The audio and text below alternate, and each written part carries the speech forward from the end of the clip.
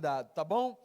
Vamos para o texto. Eu quero ler no Evangelho segundo Lucas, no capítulo de número 7.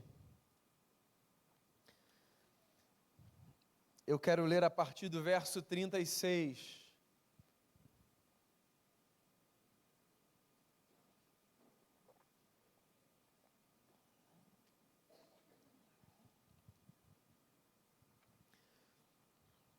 Diz assim o texto: Convidado por um dos fariseus para jantar, Jesus foi à casa dele e reclinou-se à mesa.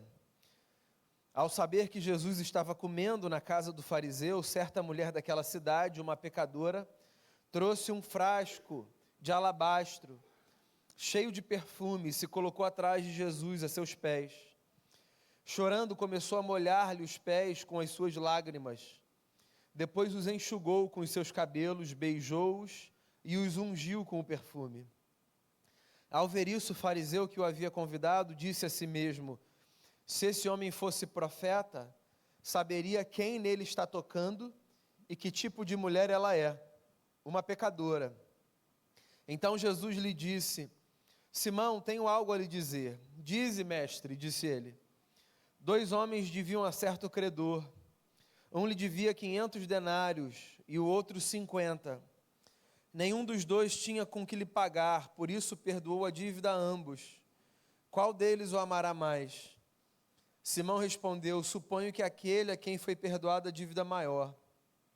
Você julgou bem, disse Jesus. Em seguida virou-se para a mulher e disse a Simão: vê esta mulher? Entrei em sua casa, mas você não me deu água para lavar os pés. Ela, porém, molhou os meus pés com suas lágrimas e os enxugou com os seus cabelos. Você não me saudou com um beijo, mas esta mulher, desde que entrei aqui, não parou de beijar os meus pés. Você não ungiu a minha cabeça com óleo, mas ela derramou perfume nos meus pés. Portanto, eu lhe digo, os muitos pecados dela lhe foram perdoados, pois ela amou muito, mas aquele a quem pouco foi perdoado, pouco ama. Então Jesus disse a ela: os seus pecados estão perdoados.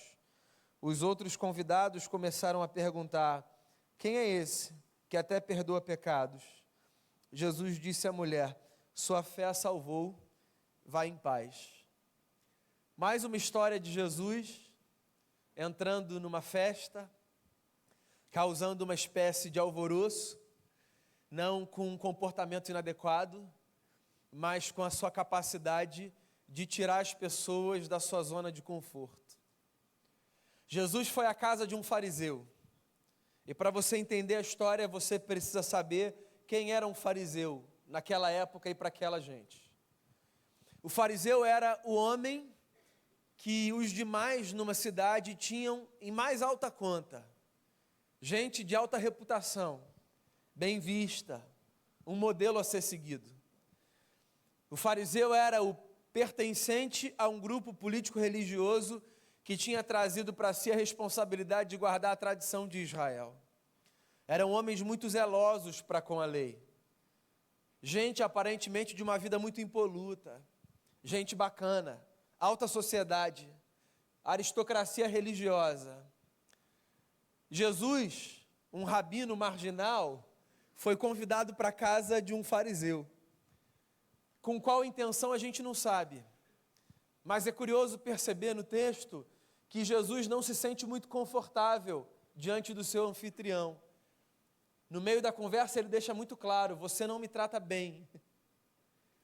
As festas naquela época eram um pouco diferentes das nossas. Se tem uma coisa que a gente não gosta é de penetra na nossa festa. Dependendo do lugar, há inclusive um esquema de segurança muito bem montado para que ninguém que não esteja na lista entre na festa que você preparou. Naquela região do mundo, naquela época, as casas ficavam abertas quando jantares eram oferecidos. De tal forma que não apenas os convidados de honra, mas as pessoas da cidade que quisessem passar e se juntar, poderiam fazê-lo. Jesus era um convidado. Se de honra ou não, eu tenho as minhas dúvidas. Mas o fato é que para aquele jantar, por causa da fama de que Jesus estava ali, uma certa mulher pecadora resolveu entrar na casa. Está aí mais uma informação que eu acho que você precisa ter para entender o texto. Quando um evangelista narra uma história e diz que havia uma mulher pecadora, ele usa uma expressão substituta que os judeus daquela época usavam para se referir a uma mulher prostituta. É engraçado, né? Todos sabemos, somos pecadores. Todos temos as nossas mazelas, os nossos problemas. Num português bem claro, ninguém é perfeito. Mas desde que o mundo é mundo, a gente insiste em rotular algumas pessoas como se elas e só elas fossem pecadoras. Alguns comportamentos levam para homens e mulheres estigmas. Algumas atitudes são imperdoáveis aos olhos da sociedade. Fulano pode fazer isso e aquilo outro, mas se cometer esse delito, já era. Não há perdão para ele, não há perdão para ela. Desde que o mundo é assim. Nos dias de Jesus, uma mulher que vivesse à margem da sociedade era tratada como pecadora. A ela uma coisa restava, possivelmente: vender o seu corpo para sobreviver. As mulheres que eram largadas pelos seus maridos, a mulher não tinha direito a pedir divórcio no primeiro século lá na Palestina. Só os homens podiam dizer para uma mulher: eu não quero você. As mulheres que ouviam isso dos seus maridos, ou as mulheres que nunca tinham se casado e que não tinham então ninguém que pudesse sustentá-las, já que elas mesmas não trabalhavam naquele tempo, elas caíam nesse lugar de se prostituírem para a sua sobrevivência. Uma mulher prostituta, pecadora, certamente ouvindo da fama de Jesus, de que ele acolhia, amava, tocava, escutava, resolve entrar numa casa onde uma festa está acontecendo e ela para exatamente diante do mestre. E num gesto absolutamente espontâneo, essa mulher que trazia consigo um frasco de perfume, deposita todo o seu bálsamo aos pés de Jesus, solta os seus cabelos, o que era impensável para uma mulher naquela cultura, num espaço público. Uma mulher jamais apareceria em público com os seus cabelos soltos, sempre com os seus cabelos presos. Ela solta os seus cabelos como que se esquecendo de onde estava, se dobra diante de Jesus, começa a chorar, começa a beijar os seus pés e começa a enxugar os pés do seu mestre com os seus cabelos. Eu imagino o desconforto na festa. Alguns tentando esconder, outros, numa versão atualizada, pegando o celular,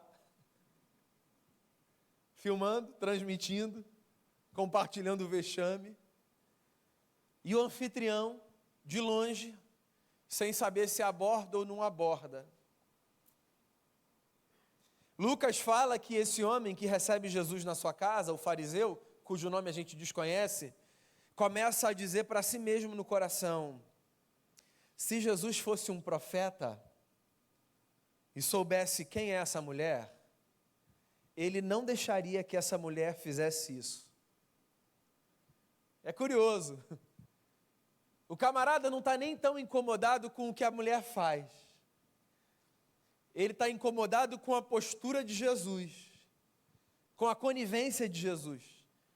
O que incomoda ele é o fato de Jesus, sendo ele um suposto profeta, não repelir uma mulher. E eu fico me perguntando que tipo de religiosidade esse homem vive para achar que um profeta precisa repelir uma pecadora. Os nossos esquemas religiosos, às vezes, são vis e nos distanciam da palavra. O camarada é um guardião da tradição. Ele é um modelo de religiosidade. Ele é o espelho da espiritualidade. É o camarada que carrega em si o estilo de vida que todo mundo quer ter. E na cabeça dele está muito claro: profetas não se misturam com pecadores. Na religião prática do fariseu, existe uma risca no chão. E os pecadores estão lá. E o povo de Deus está aqui. E ninguém que está aqui em sã consciência atravessa para o lado de lá. E nem deixa quem está do lado de lá chegar para o lado de cá. O ser humano é muito curioso nas suas formas de se defender das suas fragilidades. Quando eu quero esconder um negócio que eu tenho em mim, que eu sei que não é bacana, sabe o que eu faço? Eu jogo o holofote para o outro, que tem a mesma coisa, e me distancio do outro, para que todo mundo perceba duas coisas mentirosas, mas que eu quero que todo mundo acredite serem verdadeiras. Que eu não tenho aquilo, e que eu nem quero ter, nem chega perto de mim. O coração é igual. Lida com os mesmos conflitos. Mas eu faço questão, por uma questão de proteção da minha imagem, de dizer, fica aí, você pecador, não vem para cá não, não se aproxima não, que eu sou cara de Deus, sou gente do bem, você é mau, você carrega em si a plenitude da malignidade, Deus não gosta de você, Deus não está do seu lado, fica aí com a sua vida torta, deixa eu ficar do lado de cá, que eu sou profeta. Profeta não vive no meio de bagunça. Profeta vive uma vida perfeita. E a gente fica insistindo numa experiência de perfeição que, no fundo, todo mundo sabe que é mentirosa. E eu fico me perguntando, quando eu olho para esse texto e para esse camarada, quando ele acreditou na mentira de que ele era melhor do que o outro? E quando, no texto, na lei de Moisés, que era o conjunto ético-moral que aquela tradição subscrevia, quando ele encontrou no texto alguma passagem que dizia, diante dos pecadores, se afaste deles. Ele está lá, ele é um anfitrião, ele é educado. Ele não confronta Jesus. Possivelmente, inclusive, ele está rindo para Jesus. Numa espécie de, tudo bem, senhor, fique à vontade, a casa é sua. Se o senhor quiser participar disso com ela, fique à vontade. Mas dentro do coração, esse homem está julgando, esse homem está se questionando, esse homem está rotulando. Está aí mais uma das coisas loucas da vida, né? Como a gente consegue, na sofisticação da vida adulta, desenvolver uma espécie de esquizofrenia entre os juízos que a gente faz no coração e aquilo que a gente mostra no rosto, né? Imagina, se todos os nossos pensamentos fossem postos sobre a mesa. Alguém já disse, e é verdade, não existe absolutamente ninguém que sobreviva ao escrutínio profundo de um coração. Ninguém. Às vezes os nossos olhares são dos mais cordiais. As nossas palavras são as mais bonitas. Os nossos gestos são os mais diplomáticos. Mas o nosso coração está podre, sujo, cheio de julgamento, de ódio, morto. Tem uma história que a gente aprende na escola dominical quando a gente é criança na igreja, que fala da escolha do novo rei de Israel, depois que Saul é rejeitado. Você vai se lembrar disso se você nasceu na igreja. Um profeta vai à casa de um homem na montanha, chamado Jessé. Esse homem tem 6 filhos. Quando esse profeta chega nessa casa, ele chega com uma missão que Deus dá a ele. Ele não vai sair daquela casa sem ungir o novo rei de Israel. O povo já tinha falhado na escolha do primeiro rei, porque o povo escolheu o primeiro rei a partir da aparência. O povo escolheu o primeiro rei porque ele era bonito e no meio da multidão ele sobressaía. Saul foi escolhido assim, sabia? Saul, o primeiro rei de Israel, foi escolhido porque ele era bonito e alto. Desde que o mundo é mundo, hein? Daí, a história avança. E o segundo rei, diante da rejeição de Saul, está para ser escolhido. Samuel é um profeta, homem de Deus. Ele chega na casa de Jessé. E aí ele fala para Jessé assim: então, onde estão os teus filhos? E aí vem o primeiro filho, que é o mais velho.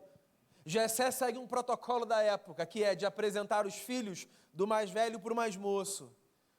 E aí vem o primeiro filho, e você sabe o que é que Samuel pensa no seu coração? É esse, homem bonito. E não é, Deus fala para o profeta, não é esse. E aí vem o segundo, é esse. E Deus fala para o profeta, não é esse. Chega uma hora que Deus, paciente, fala assim no coração do profeta, é o que o texto diz. Não presta atenção na aparência. Esquece. Porque o homem vê o exterior. Deus vê o coração. Parece uma historinha para criança, mas esse é um esquema para a vida adulta. Tem tudo a ver com o que está acontecendo aqui. O fariseu recebendo Jesus, fazendo uma cara de bom anfitrião, e lá dentro dizendo, se esse camarada fosse profeta, ele saberia quem é essa mulher pecadora. E ele não permitiria que essa mulher se aproximasse dele. Daí Jesus era genial. Porque, o camarada não falou nada alto, mas Jesus discerniu o coração do cara. Mistério pentecostal, meu amigo. Festa rolando, música alta, todo mundo conversando. O cara está lá com o coração cheio de juízo.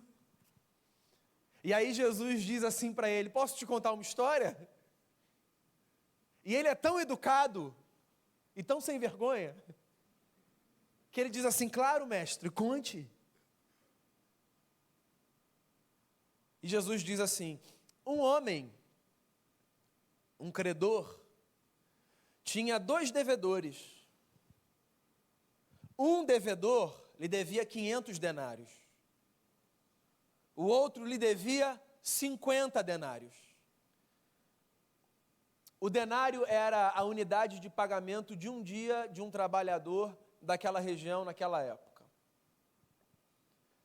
Então, se Jesus conta essa história e diz que um credor tinha um devedor que lhe devia 500 denários, o que ele está dizendo é que esse camarada devia quase 2 anos de trabalho para ele.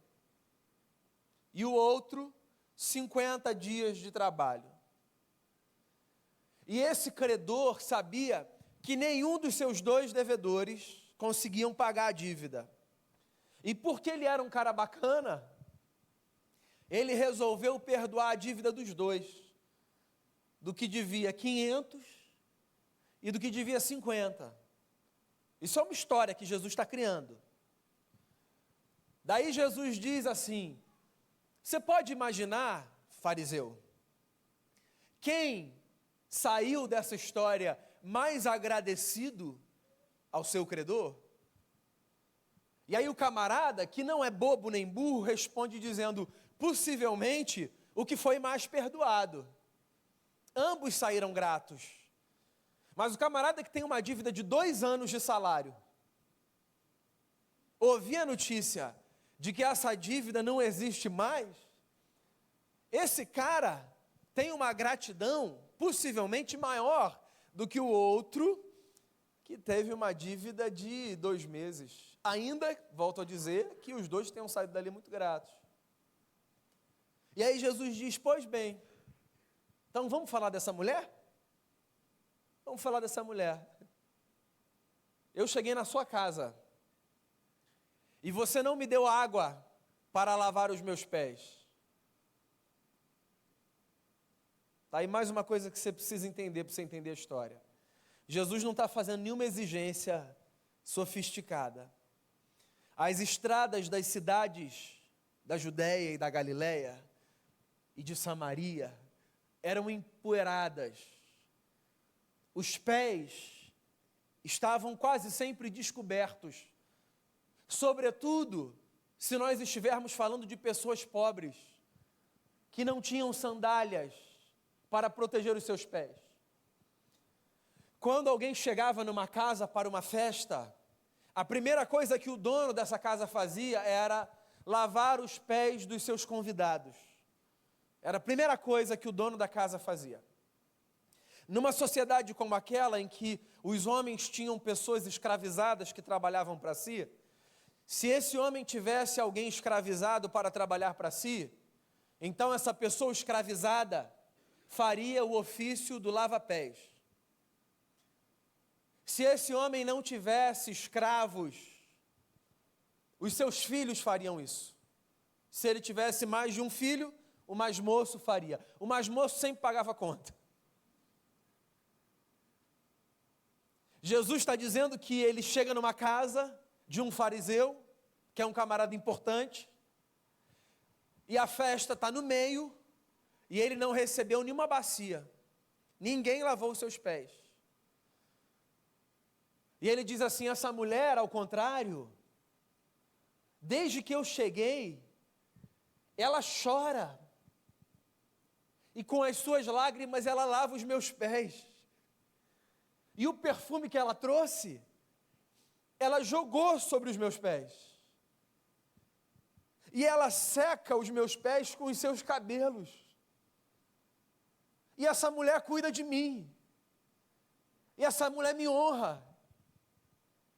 E você que me convidou para a sua casa, você não está nem aí para nada. Só para uma coisa: julgar os outros a partir da sua própria estatura. Porque você sabe, quando eu começo a julgar os outros, quando eu começo a ter consciência das minhas próprias falhas, e não sei lidar com elas. Ter consciência das falhas é fundamental. Mas você pode fazer duas coisas diante das suas falhas. Você pode ter consciência e saber lidar com elas, ou você pode ter consciência e ser tomado de angústia, de medo, de um desejo de se esconder. E aí, quando você faz esse segundo caminho, deixa eu ir para o segundo antes do primeiro. Você desenvolve uma espécie de mecanismo de defesa. E para esconder suas próprias falhas, você começa a buscar as falhas dos outros. E você começa a olhar para os problemas dos outros. E você começa a rotular os outros. E a vida vai passando. A vida que é rara, a vida que é cara, ela vai passando. E você não vive a sua vida. Porque você está olhando para a história do outro e você está dizendo, pecador, pecador, olha o que fez, olha o que faz, olha para onde vai, olha para onde foi. E você está lá, estereotipando, transformando em caricatura, dizendo, Deus não gosta de gente assim, você não é para Deus, sai daqui. Gente de Deus não anda com gente assim. Ter consciência dos próprios pecados é fundamental. Mas para fazer outro caminho, para fazer o caminho da descoberta de que o Deus que toma forma em Jesus não expõe os nossos pecados para nos constranger. Deus nos expõe diante dos nossos pecados para nos perdoar e nos acolher. Nós somos essa gente com muita dívida, todos nós. Somos essa gente que deve muito. O nosso olhar devia sempre ser o seguinte: o outro deve 50 e eu devo 500. Esse sempre é o nosso olhar. Quem é o que deve 500 denários? Sempre sou eu na minha narrativa. Na sua narrativa não pode ser eu, tem que ser você. Paulo fala disso. Paulo escreve uma carta. E ele diz assim, que Cristo deu a sua vida por todos os pecadores, do qual eu sou o pior. Não é falsa modéstia. É o estabelecimento de um padrão para a vida. Qual é o padrão para a vida segundo o Evangelho?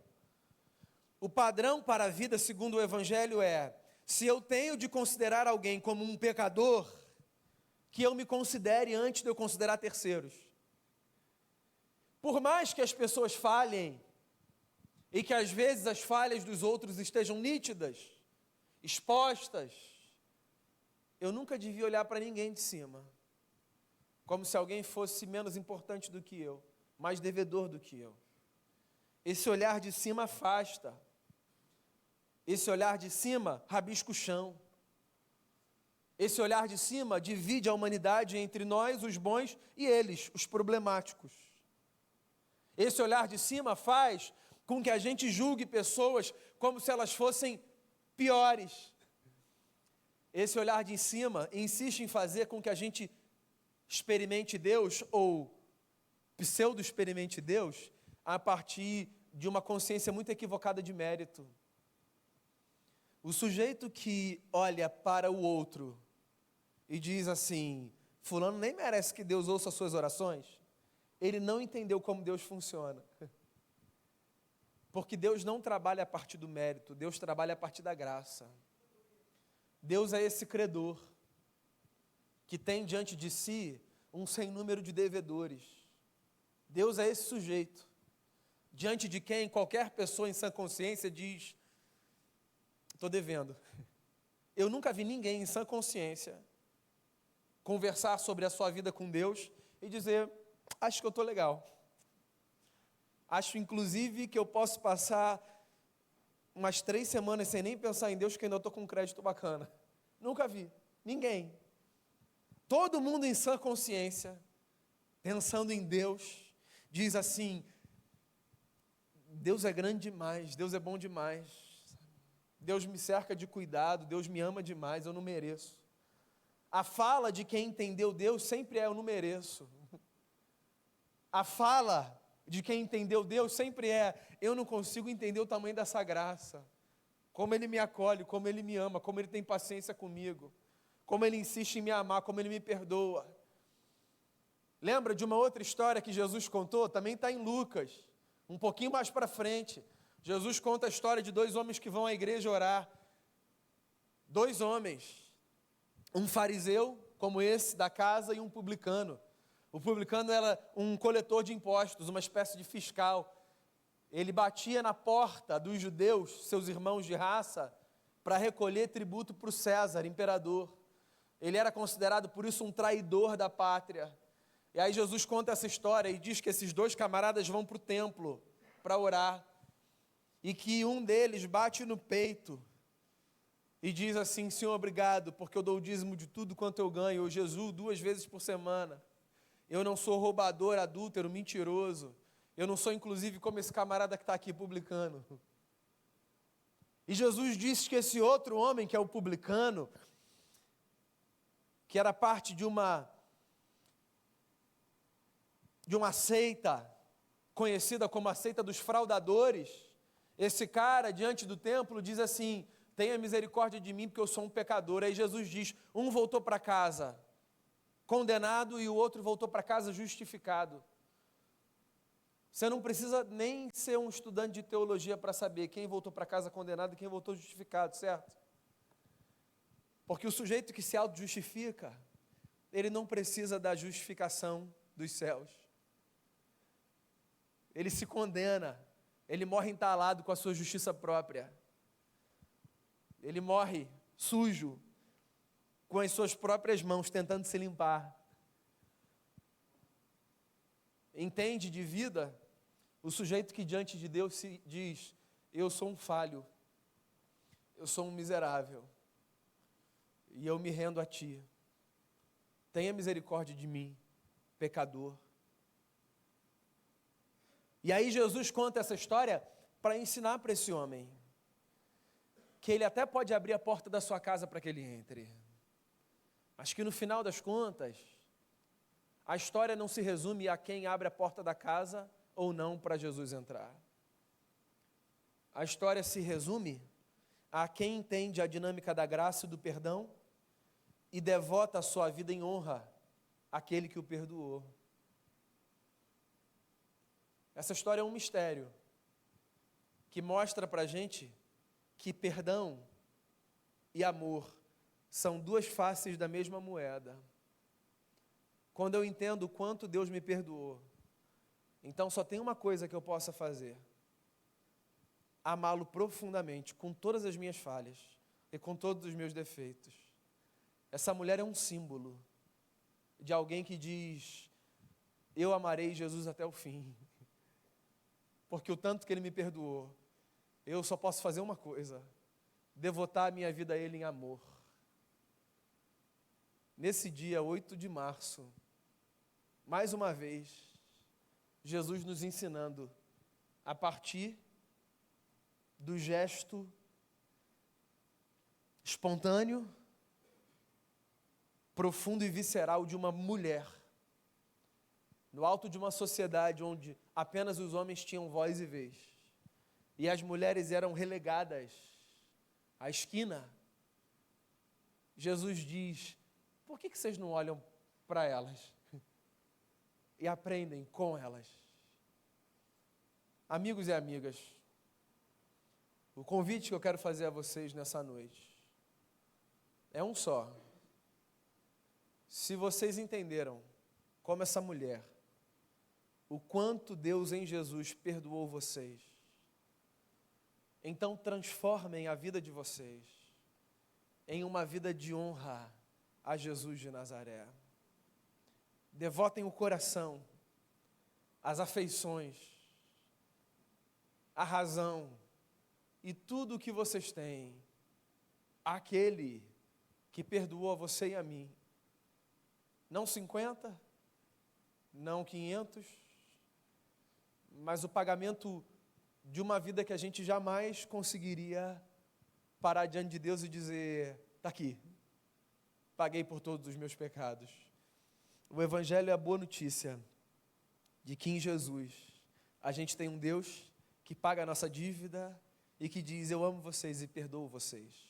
Venham para a festa, que a gente se prostre diante de Jesus e que as nossas lágrimas sejam uma expressão da nossa consciência, da nossa própria miséria e da nossa gratidão ao Cristo que deu a sua vida por nós. Que as mulheres da Bíblia nos ensinem, com a loucura de uma devoção, zero protocolar, mas que expressa o que o coração que se rendeu à graça entende diante do Deus que nos fez. Vamos orar? Como você pode honrar Jesus aí no seu lugar? Com a sua oração. Eu queria encorajar você aí no seu lugar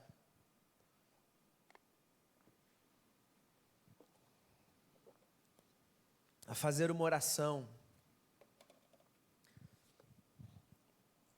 expressando a Jesus a sua gratidão pelos muitos pecados perdoados. Esse é o meu lugar e esse é o seu lugar. O lugar dessa gente que foi muito perdoada. Eu não fui pouco perdoado, eu fui muito perdoado. E você não foi pouco perdoado, você foi muito perdoado. Muito. E esse é o Evangelho de Jesus. Deus perdoa a gente. E Deus ama a gente. E Jesus apaga no chão esse risco de X. O fariseu não tinha entendido nada. Porque se para ser profeta você precisa se afastar dos pecadores, então profeta Jesus não era. Jesus era mais que isso. Jesus era o Deus que comia com pecadores, que os acolhia, que se sujava com a sujeira do próximo e que perdoava corações contritos e quebrantados. Amigo e amiga, se você vem para cá nessa noite com um peso no coração, se sentindo menor pelas suas falhas e erros, saiba de um negócio: Deus ama você e perdoa você. A vida já é pesada demais para a gente ainda se colocar mais para baixo, dizendo: eu não mereço esse cuidado e essa graça de Deus. Sim, você concluiu certo, você não merece, ninguém merece. Se é para falar de mérito, a gente apaga a luz e vai embora, cada um pro seu buraco, se esconder. É graça, meu amigo, é graça, minha amiga. A gente erra e Deus ama. A gente peca e Deus perdoa. Não é um aval para a gente viver de qualquer jeito. É só a boa notícia de que Deus, quando nos acolheu em Jesus, sabia o que estava fazendo. Eu queria encorajar você a viver no seu dia a dia uma vida de honra a esse Deus, de honra. O que significa viver ciente de que os erros acompanharão a sua jornada, mas de que você vai se esforçar no seu melhor, para que no que depender de você, você acerte em gratidão a Jesus. E eu quero viver sabendo que eu vou errar, porque o erro me acompanha na vida, mas procurando caminhar todos os dias, dando o meu melhor para honrar Jesus. O perfume que a gente quebra diante de Jesus é uma vida de honra a Ele. Ouça essa canção, faça dela uma oração. Coloque sua vida diante do Eterno.